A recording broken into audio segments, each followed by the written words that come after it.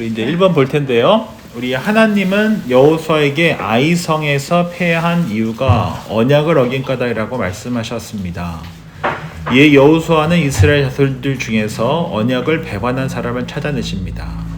당신이 만약 죄를 지은 아간이라면 어떤 심정이었을지 이야기해 봅시다. 오늘 본문인 여호사서 이제 7장 16절부터 18절까지의 말씀 이렇게 쭉 보시면 우리 조건사님께서도 말씀하셨듯이 굉장히 마음이 졸였을 것 같다 그런 생각을 하는데, 저는 이 60만이었거든요. 그때 남자가 한 200만 중에 성인 남자만 한 60만 정도 됐을 텐데, 이 60만을 이 우림과 주님으로 2대1로 계속 한다고 생각해 보세요.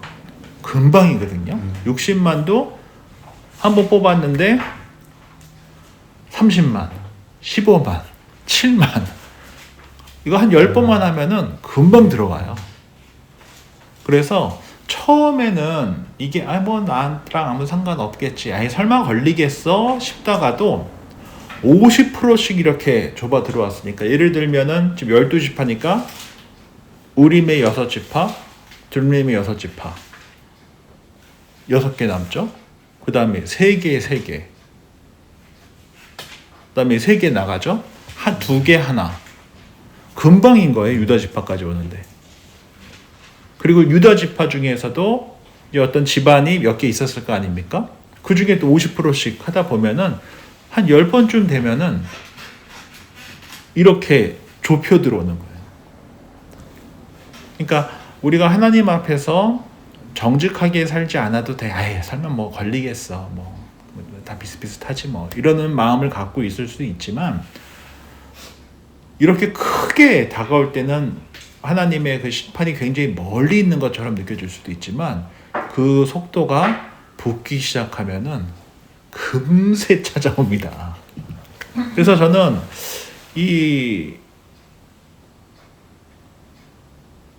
굉장히 처음에는 별 생각 없다가 아간이 유다지파, 세라, 삽디, 갈미, 이 속도가 붙었을 때 굉장히 당황스러워했을 것이다 라고 저는 이렇게 생각이 듭니다. 두 번째, 우리가 또 하나 살펴볼 것은 하나님 앞에서 숨길 수 있는 죄는 없다. 이것을 우리가 정직하게 고백하는 것이 참 중요하다는 것입니다.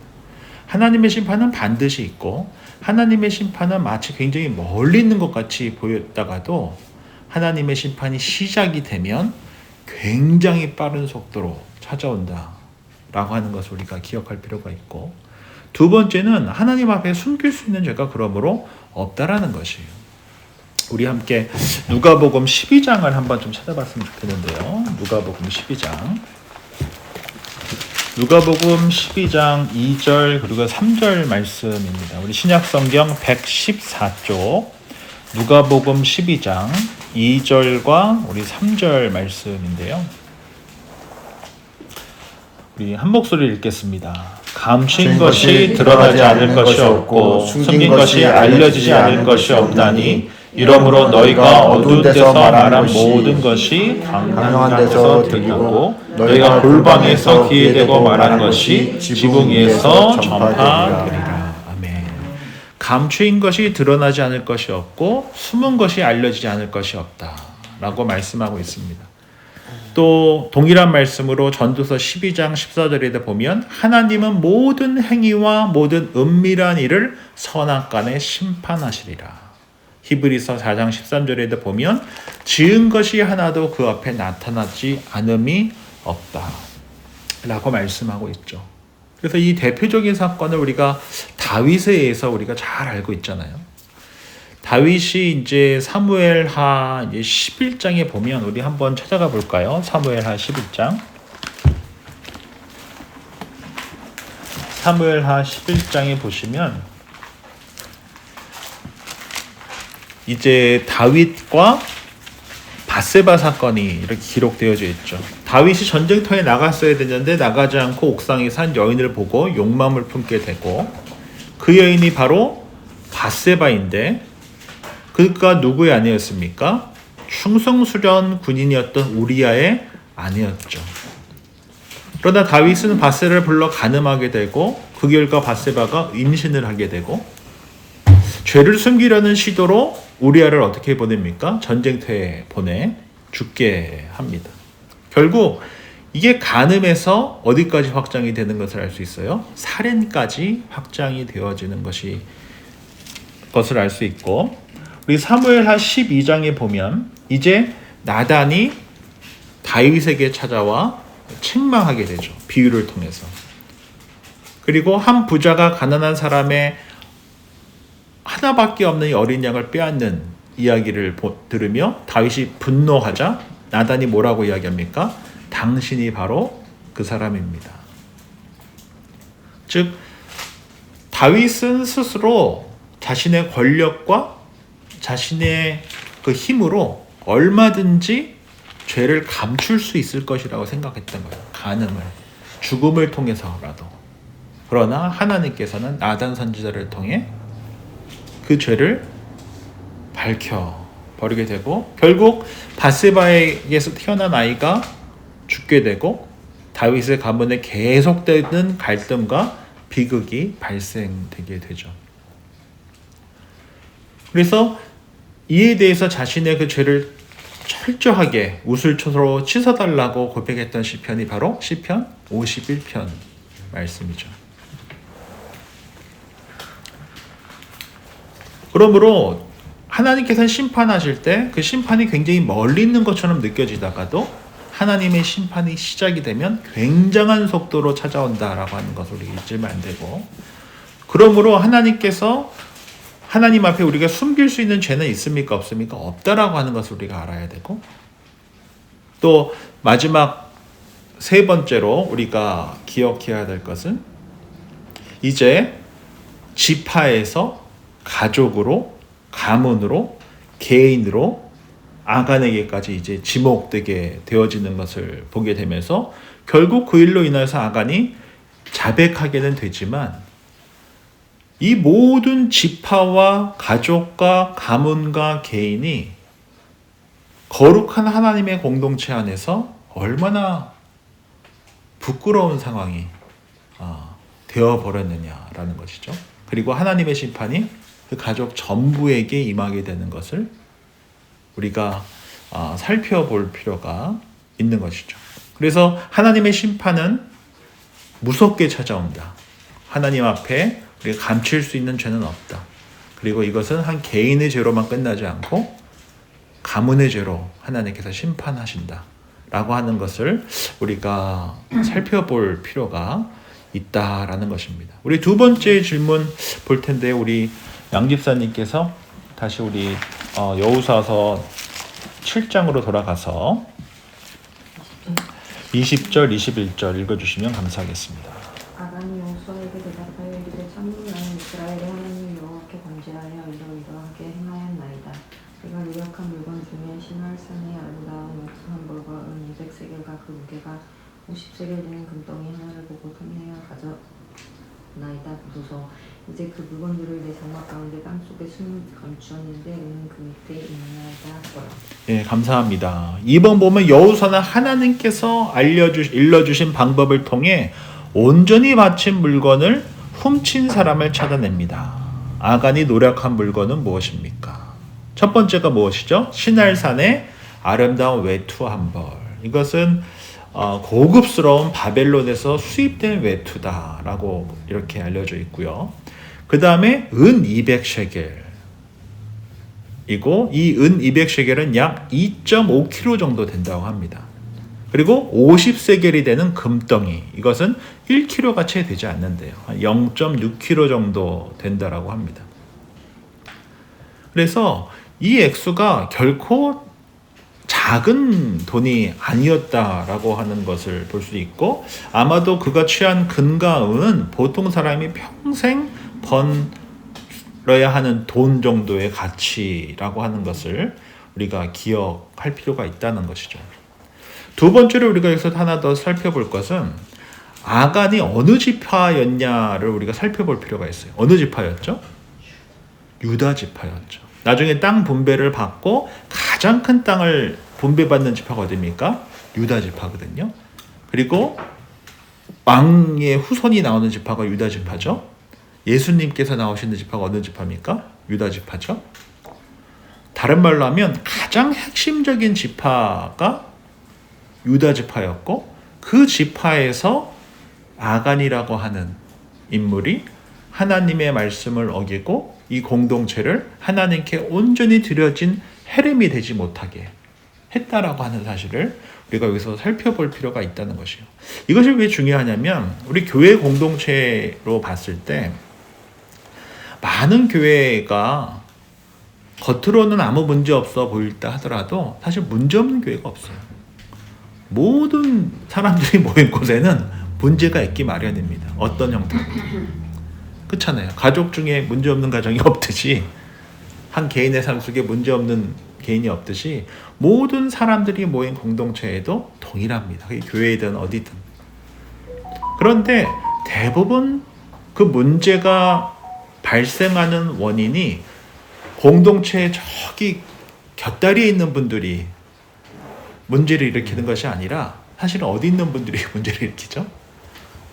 중심에 있는 분들이 문제를 일으키기 마련이지 않습니까? 그러므로 이 아간 또한 유다 지파 출신이었다라고 하는 것을 우리가 결코 놓쳐서는 안 돼요. 그 LA에 2014년부터 2016년 사이에 LA 한길교회라고 있습니다. 제가 개인적으로 굉장히 좋아하고 또 이렇게 기회가 날 때마다 유튜브를 통해 설교를 듣는 목사님인데요. 노진준 목사님이란 분이에요. 제가 아는 범위 내에서는 북미에서 한인 목회자 중에는 가장 탁월한 설교가라고 저는 생각을 해요. 노진준 목사님이라는 분이신데 무엇보다 이분이 그 탁월했었던 것 중에 하나는 지금은 아니지만 조금 된 그 가장 그 많은 북미 신학생들이 보는 그 조직 신학책을 번역하신 분이 이 노진준 목사님이세요. 그래서 이분이 그 신학적으로나 또 특별히 그 장로교 신학 쪽으로는 아주 탁월한 그 신학자이고 또 설교가이세요. 그래서 저는 이 노진준 목사님을 굉장히 개인적으로 또 좋아하고 또 설교도 기회가 될 때마다 듣고 하는 편인데 2014년부터 16년 사이에 10년 동안 아주 신뢰받던 한 재정부 집사님이 2년 동안 75만 달러나 되는 그 큰 돈을 횡령을 한 사건이 일어난 거예요. 근데 워낙 신뢰가 두껍다 보니까 사람들이 2년 동안 그렇게 횡령을 했는데도 몰랐던 거예요. 현금으로 무단 인출을 하고 입금을 하지 않고 담임 목사 사인을 위조하고 대출해서 사용을 했는데 2년 동안 그렇게 일이 커지다가 나중에 발견이 된 거예요. 근데 저는 이렇게 생각이 들어요. 정말 몰랐을까요? 어떻게 생각하십니까? 교인 중에 단 한 사람도 몰랐을까요? 그 제법 한 1000명 정도 모이는 큰 교회인데 몰랐을 수도 있죠. 가족이 몰랐을까요? 만약에 남편이 그랬다고 한다면 아내가 몰랐을까요? 당연히 알겠죠. 씀씀이가 분명히 남편으로부터 그쵸? 와이프한테 흘러들어가서 와이프의 씀씀이도 커질 것이고 그리고 교회 안에 재정부에서 혼자 재정을 담당하는 게 아니면 모를 수는 없을 것 같아요. 그렇잖아요. 큰 교회에서 한 사람이 단독적으로 그런 큰 교회에서 할 수는 없잖아요. 그 작은 금액이 아니라 그 큰 금액의 자금이 흐르는데 아무리 그렇죠. 아간은 어땠을까요? 몰랐을까요? 가족은 알았겠죠. 네. 그래서 어떻게 심판받게 됩니까? 가족 모두 다 심판을 받게 되는 거예요. 돌무덤이 되죠. 저는 이 교회 사건을 보면서 이게 굉장히 유명한 사건이에요. 2년 동안 일어나는 교회고, 무엇보다 이 노준준 목사님이 목회를 굉장히 잘하셨었거든요. 설교가로서 굉장히 유명했던 분이시고, LA에서 자신의 색깔을 분명히 갖고 있었던 아주 탁월한 목회자셨는데, 이 사건이 2년 있고 나서 2년 동안 있고 2018년에 스스로 사임을 하세요. 그리고 지금은 더 이상 목회를 하지 않고 순례 설교자로 살아가세요. 교회 사역을 하지 않으세요. 그러니까 아무리 탁월한 목회자라 하더라도 교회 안에 서로 크로스 체크할 수 있는 시스템이 구축되어 있지 않으면 결국 이런 일이 일어날 수 있다라고 하는 것을 볼 수 있는 거예요. 제가 이 사건을 보면서 생각이 들었던 것 중에 또 하나가, 절대로 사람을 믿으면 안 됩니다. 시스템을 믿으셔야 돼요. 시스템을. 결코 한 사람이 아무리 그렇다 하더라도, 신뢰할 만한 분이고 뭐 이런 일을 하다 하셨다 하더라도, 교회 일, 특별히 이렇게 공적인 일에 있어서 한 사람한테 맡기는 일은 굉장히 위험합니다. 왜냐하면 사람은 변해요. 상황이 바뀌면 변합니다. 관계가 조금만 바뀌어도 변합니다. 사람은 변해요. 사람은 하나님이 아닙니다. 베드베드 이상이 아니라 사랑의 대상이라고 하잖아요. 그래서 시스템을 잘 갖추는 게 굉장히 중요해요. 그래서 별거 아닌 것 같지만, 저희가 재정부에서도, 저희 교회 재정부에서도 저희 처음에 와서 시스템 구축하려고 저 나름대로는 굉장히 애를 많이 썼거든요. 오자마자. 그리고 지금도 계속 크로스 체크를 이렇게 해놨어요. 매달 운영위가 그 꼼꼼하게 다 보고 있고요. 또 매주 헌금 보고됐을 때 최소 2분 이상 사인을, 액수와 상관없이 사인을 해서 크로스 체크할 수 있게 하고, 통장도 저희 계좌에 이제는 3분이 들어가서 보실 수가 있어요. 그러니까 신뢰를 못해서가 아니라 시스템을 갖춰놓는 게 중요하다는 거예요. 근데 이 교회에서는 한 사람에게 너무나 많은 권한을 주고 결국 이 사단이 나고, 정말 탁월하게 목회를 하실 수 있었던 그 노 목사님이 2년 후에 그 모든 책임을 지고 사임하게 된 거거든요. 그분이 사실은 그 장애우세요. 그래서 소아마비로 인해서 걷지를 못하세요. 근데 보통 유튜브를 보면 이제 워낙 등치가 한 저만 하시거든요.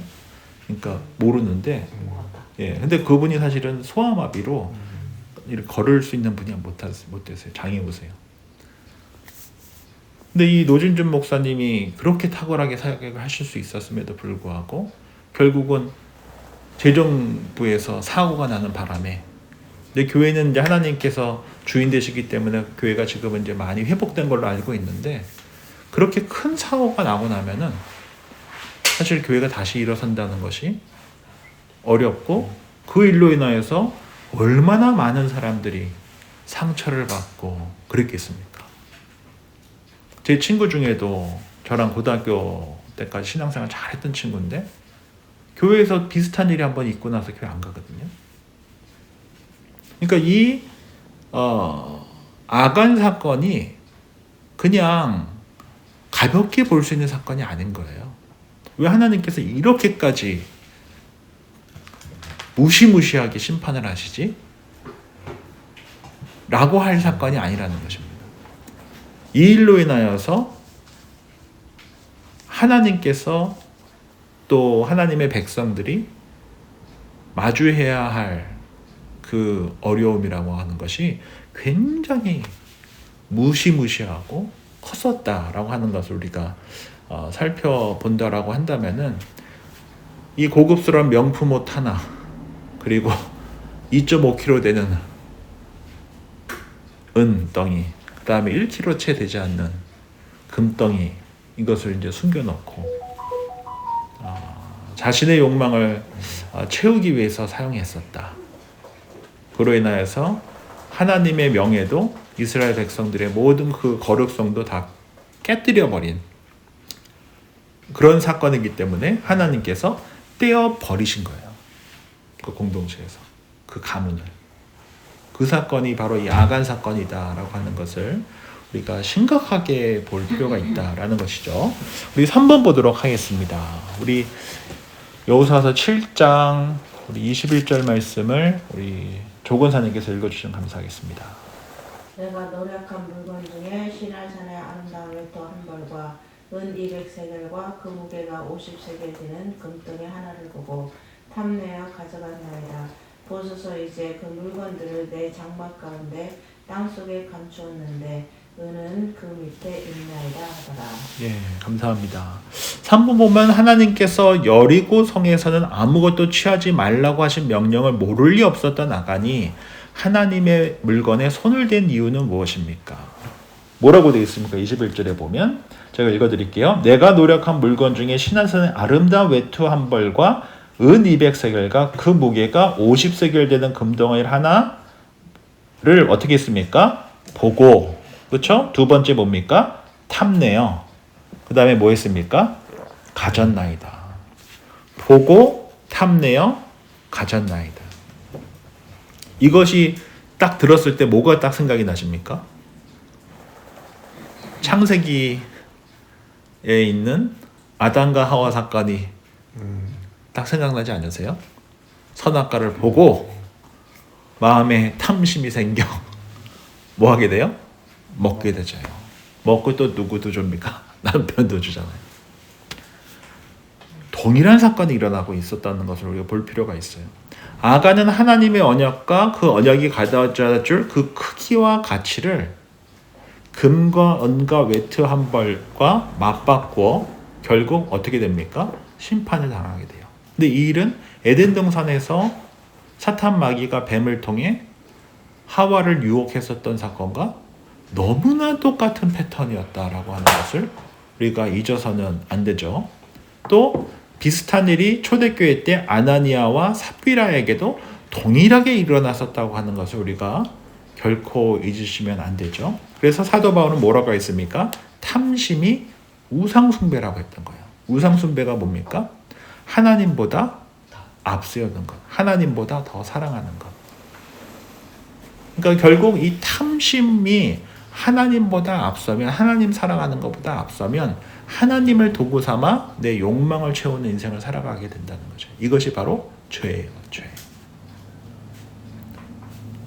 그래서 이 보고 탐내어 가진 일이 바로 이 아간에게 일어났었다라고 하는 것을 우리가 아주 심각하게 볼 필요가 있다라는 것이에요. 그리고 나서 마치 아간이 회개한 것 같은 느낌이 들게 되는데요. 아까 우리가 함께 살펴봤었던 20절부터 29절부터 21절을 제가 한 번 더 읽어드릴게요. 그러므로 여호수아가 아간에게 이르되 내 아들아 청하노니 이스라엘의 하나님 여호와께 영광을 돌려 그 앞에 자복하고 내가 행한 일을 내게 알게 하라. 그 일을 내게 숨기지 말라 하니 아간이 여호수아에게 대답하여 이르되 참으로 나는 이스라엘 하나님 여호와께 범죄하여 이러이러하게 행하였나이다. 내가 노력한 물건 중에 시날산의 아름다운 외투 한 벌과 은 200세겔과 그 무게가 50세겔 되는 금덩이 하나를 보고 탐내어 가졌나이다. 보소서 이제 그 물건들을 내 장막 가운데 땅속에 감추었는데 은은 그 밑에 있나이다 하더라. 이 19절부터 21절 내용을 봤을 때 우리 성도님들 보시기에 아간이 회개를 한 것 같습니까?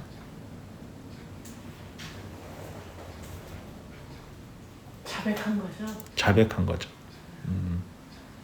입으로 이제 한 거죠. 그러나 삶이 돌아서지는 않은 거죠. 근데 수요반에서는 이렇게 한 분이 말씀하시더라고요. 자기가 보기에는 아간이 이 자신이 보고 탐내어 가진 시날산 외투와 은덩이와 금덩이가 그 별거 아닌 거 아니에요? 뭐 이렇게까지 막 할 일인가요? 2.5kg, 0.6kg, 그 다음에 옷 한 벌이에요. 그런 마음도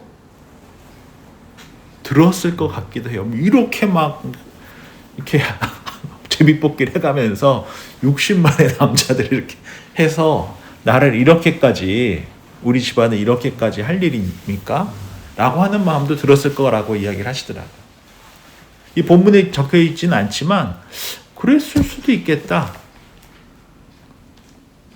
라고 하는 생각도 들더라고요. 0.6kg짜리 금, 뭐 굉장히 큰 돈이죠.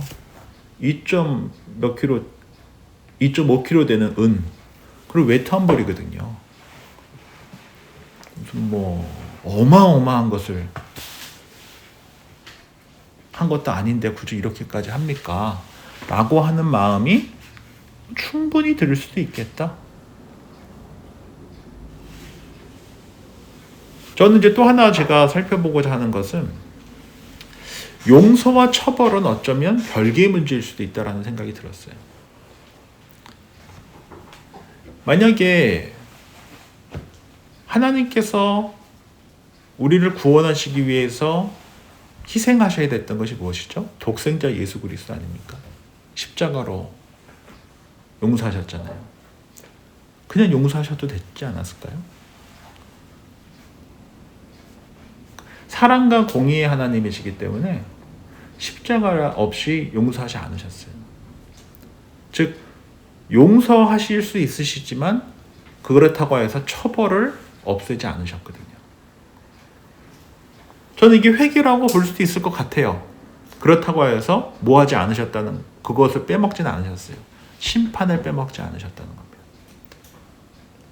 아, 이렇게 사랑의 하나님이 이러실 수가 있습니까? 라고 이야기할 수도 있겠지만 그렇다고 한다면 아마 예수님께서 십자가에 달려 돌아가시지 않으셨겠죠.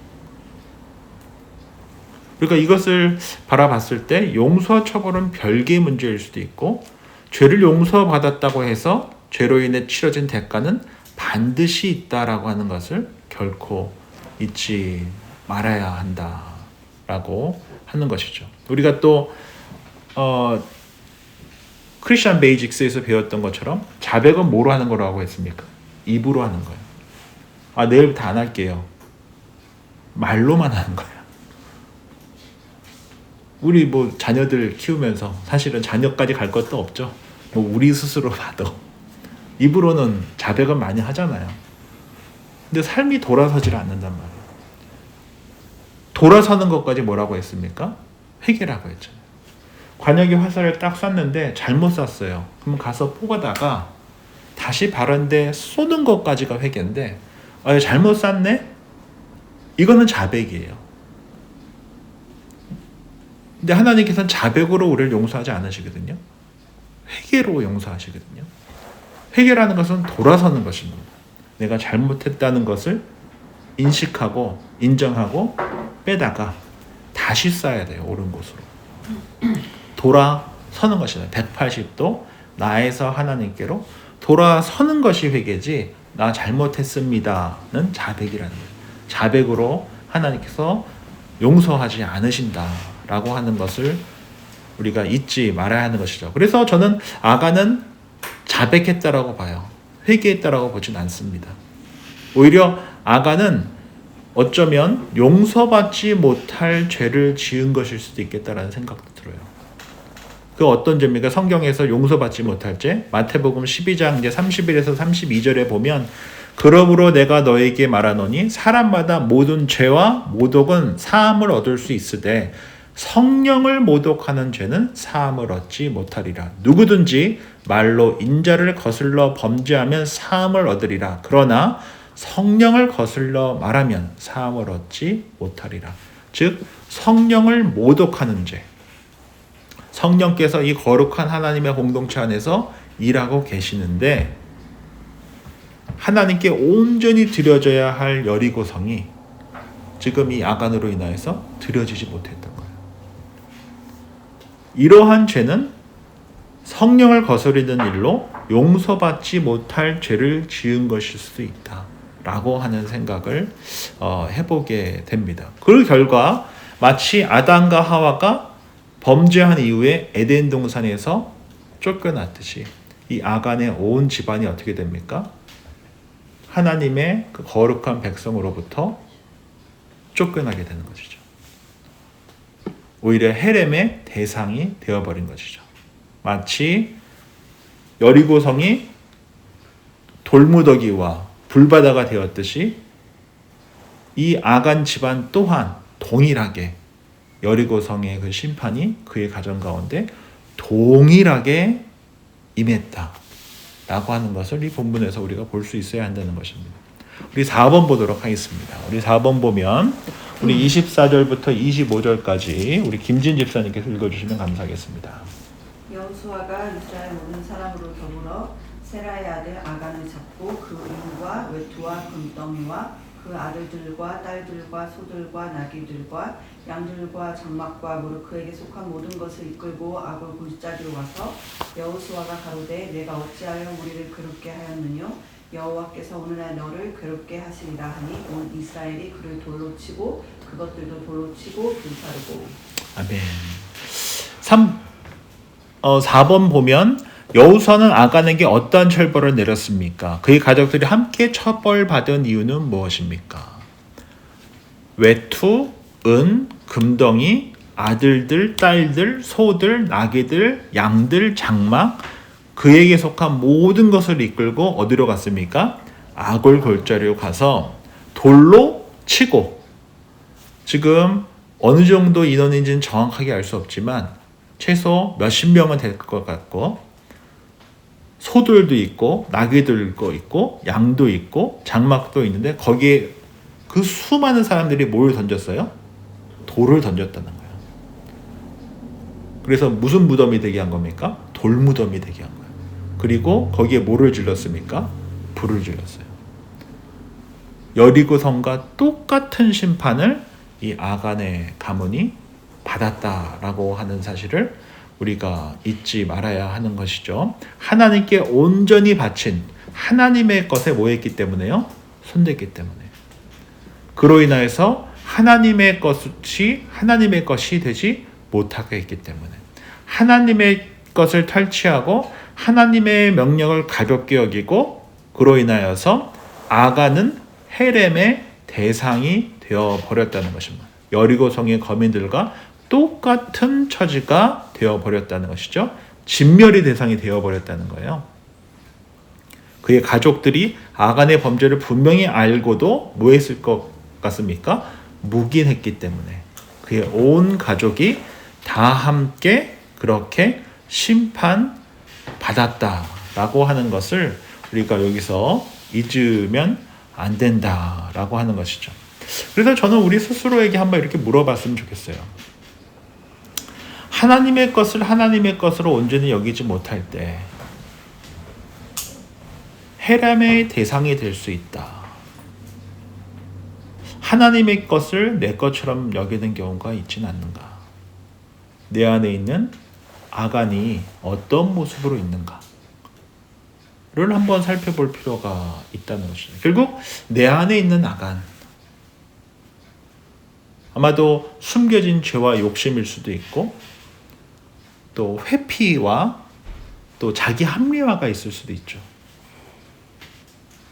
설마 걸리겠어? 모르겠지. 안 걸렸을 것 같은데.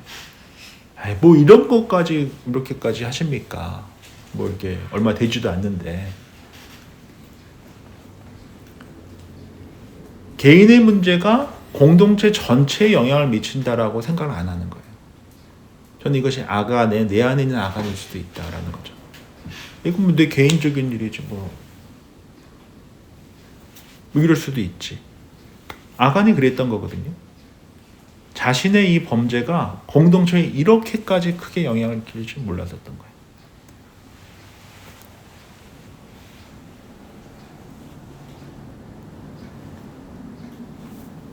이처럼 내 안에 이러한 형태의 아간이 있다는 거죠.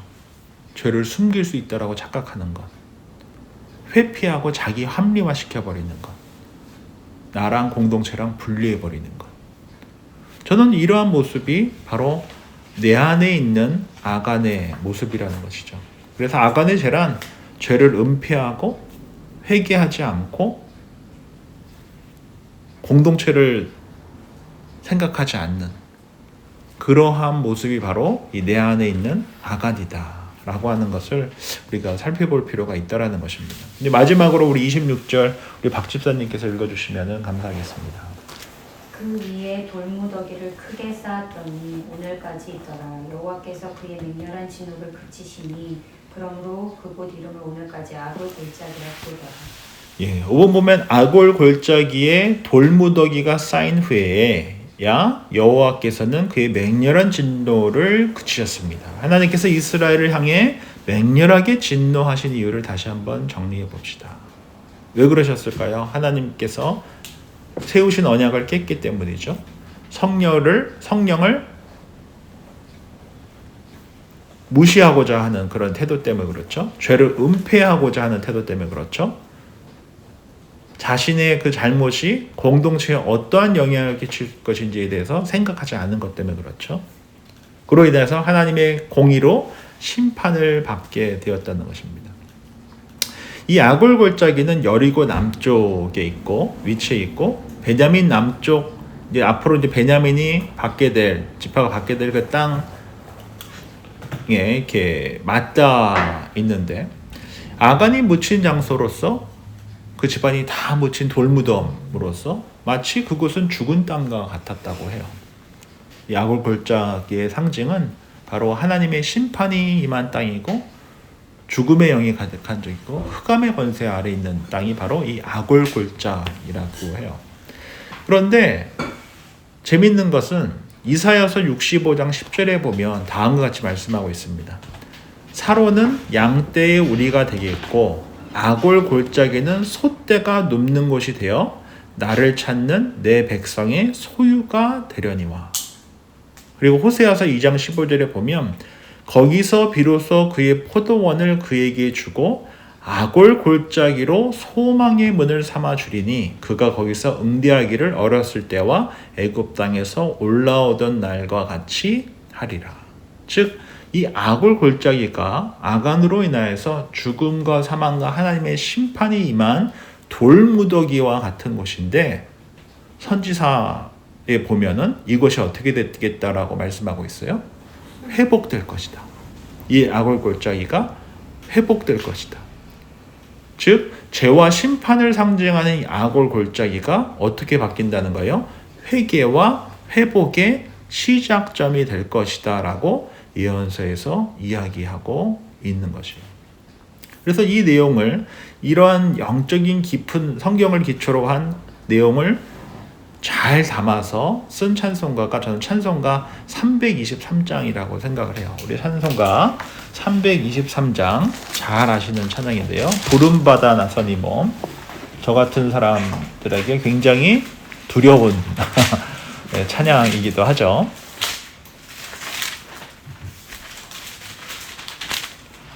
자, 우리 2절 말씀을 보면 우리가 조금 이따 예배 마치고도 이 찬양을 부를 건데요. 제가 1절 읽어드리겠습니다. 상반절이요. 아골 골짝 빈들에도 복음 들고 가오리다. 소돔 같은 거리에도 사랑 안고 찾아가서 종의 몸에 지닌 것도 아낌없이 드리리라. 종의 몸에 지닌 것도 아낌없이 드리리라. 이 찬양의 가사를 쓰신 이분이 2절에 이렇게 고백하고 있어요. 아골 골짝 빈들에도 복음 들고 가오리. 이 아골 골짝 빈들이 어떤 곳입니까? 바로 죄와 심판의 상징인 것이 바로 이 아골 골짜기예요. 그곳에 뭐를 들고 가겠다고요? 복음 들고 가겠다. 바로 이 고백이 어디를 기초해서 쓴 가사겠습니까? 아까 말씀드린 이사야서 65장과 호세아서 2장을 통하여 이 아골 골짜기 예수 그리스도로 인하여 회복될 것을 예고했듯이 이 내용이 바로 이 찬양의 가사에 깊숙이 담겨져 있다라고 하는 것을 볼 필요가 있는 것이에요. 다른 말로 하면 겉으로 보기엔 아무리 화려한 세상이라 하고 아무리 화려한 라이프를 살아가고 있다 하더라도 예수 그리스도 없는 삶이 어디와 같아요? 아골 골짜기와 같은 거거든요. 바로 그곳에 복음을 들고 나아가야 하는 이들이 바로 저와 여러분들이라는 것입니다.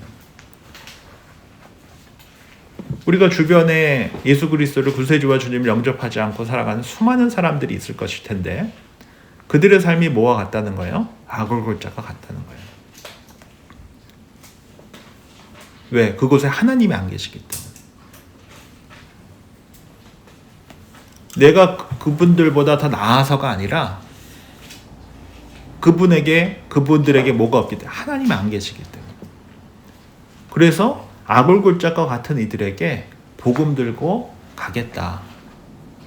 이것이 바로 이 구약의 예고대로 오신 예수님께서 우리에게 행하신 일들이고 이 사명을 위해서 저와 여러분들이 부르심을 받았다라고 하는 것을 잊지 않는 것이 굉장히 중요하다라고 하는 것이죠. 이 아골골짜기는 불순종의 결과가 어떠한지를 잘 알려주는 너무나 가슴 아픈 기념탑과 같은 돌무더기예요. 그러나 예수 그리스도 안에서 이 돌무더기가 새로운 소망의 언덕이 되게 하겠다라고 예고하셨다라고 하는 것 또한 우리가 잊어서는 안 된다라고 하는 것이죠. 오늘은 이제 우리가 여호수아서 7장을 통하여서 이 아간의 죄가 얼마나 끔찍한 일이었는지, 또 우리 안에 아간의 범죄가 살아있는 아간이 있지 않은지, 불순종하고 또 회피하고 자기 합리화하고 공동체를 우리가 하나로서 여기지 않는 그러한 모습이 우리에게 있지 않는지, 또 아골골짝과 같은 인생들에게 복음 들고 나아가는 것이 바로 우리 저와 여러분들의 그 귀한 사명이다라고 하는 이 내용을 좀 기억하는 그런 시간이 되었으면 좋겠습니다.